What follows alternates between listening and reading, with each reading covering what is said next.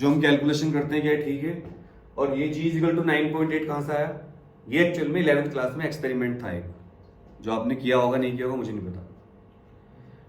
11th class में pendulum की help से g की वैल्यू फाइंड करने का एक्सपेरिमेंट है, बहुत ही इंपॉर्टेंट। कोविड के बाद मैंने देखा है टीचर का, जो टीचर्स हैं हमारे रेस्पेक्टिव ऑनरेबल टीचर्स, उनका ध्यान प्रैक्टिकल में बहुत कम रह गया। स्कूल बेसिकली एक्टिविटी बेस्ड बन गए हैं। स्कूल एग्जाम तो बहुत लेना चाहते हैं, बार बार टेस्ट लेते हैं, 12-13 एग्जाम होते हैं आपके एक साल में, लेकिन स्कूल प्रैक्टिकल वर्क कुछ नहीं करवाते। स्कूल एग्जाम बार बार क्यों लेता है? असल में एग्जाम लेने के बाद पीटीएम करने का चांस होता है, आपके पेरेंट्स को बुलाने का चांस होता है। एग्जाम आपके ऊपर फीस पे करने का प्रेशर बिल्ड करता है। स्कूल बेसिकली प्राइवेट स्कूल्स और बिजनेस सेक्टर्स, वो फीस चाहते हैं आपसे। अब पेंडुलम का फंडा क्या देखो, किसी भी पेंडुलम का टाइम पीरियड होता है t is equal to 2 pi under root l upon g। इस फॉर्मूले से अगर मैं दोनों तरफ का स्क्वायर कर दूं तो इस फॉर्मूले से डियर फ्रेंड्स मैं फाइंड कर सकता हूं वैल्यू ऑफ g। कैसे? देखिए ये देखो, squaring both side S B S, T square will be equal to 4 pi square under root हट जाएगा l अपॉन g, और इसके नीचे 1 रख के क्रॉस मल्टीप्लाई कर दो तो T square into G equal to हो जाएगा 4 पाई स्क्वायर इंटू एल। तो जी हो जाएगा यहां से 4 pi square L upon T square. अब आप कहोगे सर ये कैसे निकालते हैं इससे जी की वैल्यू? एक पेंडुलम लटकाते हैं, एक स्टैंड पे होता है, स्टैंड से मैं तो यहाँ पे लटका के दिखा दूंगा आपको, ये हमारे इसी काम आएगा। स्टैंड, पेंडुलम को बांध देते हैं और एक स्टॉप वॉच होती है टीचर वहीं लैब पे, स्टॉप वॉच को स्टार्ट करते ही बच्चा स्टार्ट करता है, एक बच्चा उसको छोड़ देता है 15 डिग्री पे 20 डिग्री पे, और फिर उसको देखते हैं कि 20 ऑसिलेशन में कितना टाइम लगा। ठीक है, उसके बाद दोबारा 30 ऑसिलेशन का टाइम कितना लगा, फिर 40 ऑसिलेशन का कितना टाइम, उस टाइम को यहाँ पर एक टेबल बना के लिखते चले जाते हैं। उस सारे टाइम का मीन निकाल लेते हैं, वो टाइम यहाँ रख देते हैं टी की जगह। धागे की लंबाई फिक्स रखते हैं, बदल भी सकते हो, वो यहाँ रख देते हैं। फिक्स रखोगे तो वही आएगी, बदलोगे तो मीन निकाल लोगे। पाई की वैल्यू पता ही है हमें 3.14, यहाँ रख के जी की वैल्यू उस जगह पे आ जाएगी। और अगर आप गाजियाबाद में जी की वैल्यू फाइंड करोगे तो 9.8 नहीं आएगी, 8 के आसपास आएगी। 9.8 होगी ना जी की वैल्यू, बट ये गाजियाबाद की वैल्यू नहीं है।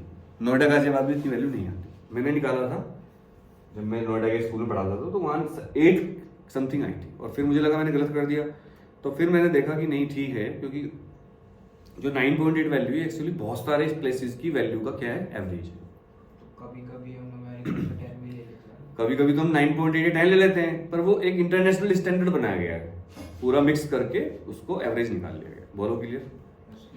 लेकिन न्यूमेरिकली कैसे फाइंड करेंगे, ये भी बहुत इजी है। चलो ये तो कर लिया हमने, ये तो एक्सपेरिमेंटल मेथड हो गया। असली मेथड तो यही है, याद रखिएगा, किसी भी चीज को फाइंड करने का असली मेथड एक्सपेरिमेंटल मेथड होता है। कौन सा मेथड होता है? एक्सपेरिमेंट। ये सब न्यूमेरिकल तो बनाए जाते हैं जुगाड़ से, असली बात होती है एक्सपेरिमेंटल। अब मैं आपको बताता हूं कि एक्सपेरिमेंटल मेथड में आप इसको किस तरह कर सकते हैं। सब बच्चे ध्यान से देखिएगा। How to find the value of G using experiment numerical method. ये तो एक्सपेरिमेंटल मेथड था, इसकी बात नहीं कर रहे हैं। सबसे पहले आप अर्थ बना लो। अर्थ का मास यहाँ पर होगा me, यहाँ पर एक ऑब्जेक्ट रखिए, इसका मास है स्मॉल m। अर्थ की और इसके बीच की दूरी इस टाइम अर्थ के रेडियस के बराबर होगी, जाहिर सी बात है, हैं? जब आप सरफेस पे बैठे हो तो आपकी और अर्थ के बीच की डिस्टेंस कितनी है? r, बिकॉज अर्थ की सारी डिस्टेंस सेंटर से देखी जाती है। तो जो लोग मल्टी स्टोरी बिल्डिंग में हायर ऊपर रहते हैं 25-26 मंजिल पर, उन पर जी की वैल्यू कम लगती है, और जो जमीन पे रहते हैं उन पर वैल्यू ज्यादा फील होती है, उनके मूड में भी स्विंग्स होते हैं। अच्छा, आपने कभी फील किया होगा जो ये मल्टी स्टोरी वाले लोग रहते हैं सोसाइटियों में, ये अग्रेसिव बहुत होते हैं। छोटी छोटी बात पे लड़ाई होती है उनकी, पार्किंग पे हो जाएगी, कुत्ते के ऊपर हो जाएगी, बिल्ली के ऊपर हो जाएगी, कुत्ते को क्यों घुमा रहे हो, लिफ्ट में कुत्ता जा रहा है, इंसान जा रहा है, कुत्ता कुछ नहीं कह रहा, फिर भी लड़ाई हो रही है, कुत्ते क्यों लाए हो लिफ्ट में। ये लोग गांव से ही आए हैं, गांव के लोग हैं ज्यादातर, पर वो गांव से शहर में आकर मल्टी स्टोरी रहते हैं, उनकी मेंटलिटी चेंज हो जाती है। किसी की पहली जनरेशन शहर में है, किसी की दूसरी, बस छोटी छोटी बात पे लड़ते हैं। सोसाइटी में बहुत झगड़े हो रहे हैं आजकल। ये ग्रेविटी का इफेक्ट भी हो सकता है मेरे हिसाब से, बट ये साइंटिफिक बात नहीं है, मेरा अंदाजा है। अब सुनिए, वेट ऑफ ऑब्जेक्ट, ध्यान दो, प्रूफ कर रहे हैं, बहुत अच्छा लगेगा आपको। क्या कर रहे हैं? Proof. Weight of object is equal to होता है W बराबर mg। Equation number first. Yes और नो? जोर से बोलो यार। But according to definition, weight of an object is equal to force on it by earth. मतलब हमारे ऊपर जितना धरती फोर्स लगाती है धरती माता, उतना ही हमारा वेट होता है। जैसे मेरा वेट 80 किलो है, तो मेरे ऊपर धरती माता कितना फोर्स लगा रही है? 80 जी, 80 इंटू जी, एम जी।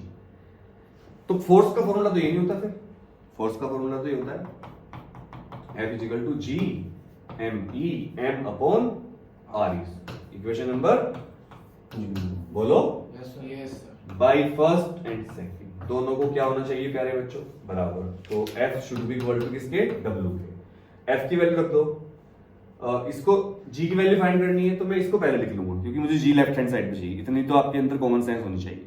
तो मैं mg इज इक्वल टू कर रहा हूं इसके बराबर, यानी कि G MEM upon RE square. Focus कर रहे हो नहीं कर रहे हो? टाइम पास कर रहे हो? हेलो, आपसे कह रहा हूं। हाँ, m से m क्या हो गया? कैंसिल। इसके हिसाब से हमारे पास G की वैल्यू कितनी है बताओ? GME upon RE square. Very famous formula, बहुत फेमस है, सुना भी होगा आपने इसके बारे में। GM is equal to RE square. अब इसी फॉर्मूले से देखिए, यहां देखो तो बच्चे, अभी मैंने लिखा है G is equal to GME upon RE square. इसी से मैं ये लिख सकता हूं कि GME will be equal to GRE। इसका बहुत यूज होने वाला है फ्यूचर में न्यूमेरिकल करने में। चाहे आप जेईई का पेपर दे रहे हो, नीट का दे रहे हो, सीबीएसई का दे रहे हो, कोई भी आप टेस्ट दे रहे हो, इस फॉर्मूले का यूज बहुत होता है। अब हमें तो फाइंड करनी थी G की वैल्यू। काम की बात करते हैं, काम की बात करते हैं। तो लो भाई, G की वैल्यू हमें पता है 6.67 इंटू 10 टू पावर माइनस 11। अर्थ का मास हमें पता है 6 इंटू 10 टू पावर 24 kg। और RE रेडियस की हमें पता है 6400 किलोमीटर को मीटर बना देते हैं, और इसका स्क्वायर कर लेंगे। और जब इसको आप सोल्व करोगे तो अप्रोक्सीमेटली वैल्यू आएगी 9.778 ऐसे, और जिसको हम लिख देते हैं अप्रोक्सीमेट में 9.8 मीटर पर सेकंड। सो अगर आपको किसी प्लेस की एग्जैक्ट वैल्यू निकालनी है तो आपको पेंडुलम वाला एक्सपेरिमेंट करना पड़ेगा। पर अगर आप कहीं पर भी 9.8 दिखाना चाहते हो तो आप इस मेथड से कर सकते हो, क्योंकि न्यूमेरिकल मेथड है। तो ज्यादा प्योर मेथड कौन से होते हैं?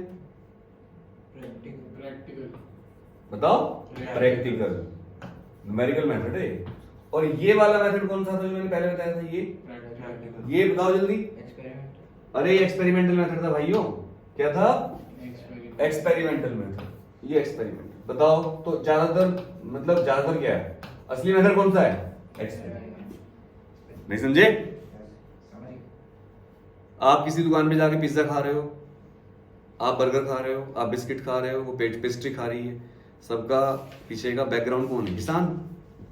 किसान तो पैदा कर रहा है उसको। अरे अगर किसान नहीं होगा तो कहां से खा लोगे? No farmer no food. अरे सर मैं बर्गर खा लूंगा। बर्गर भी तो बेटा आटे से ही बनता है, सब्जी भी तो आटे से आती है, वो किसान से आती है। बर्गर में सब्जी डालनी पड़ती है नहीं डालनी पड़ती? सर मैं चिकन खा लूंगा। अरे मुर्गा क्या खाएगा? मुर्गा तो अनाज ही खाता है, सब्जी खाता है वो तो। खा लो मुर्गा। जब मुर्गे ही नहीं हो कहां से खाओगे? नहीं समझे अभी भी? Please respect farmers at any cost.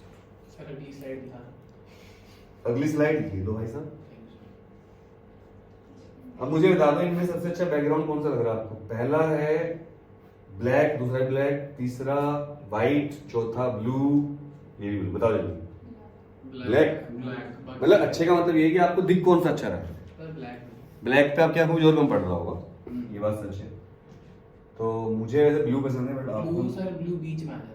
कौन सा दिखाऊं स्लाइड? ये वाली? नहीं, नीली वाली। ये जल्दी नोट कर लो फटाफट।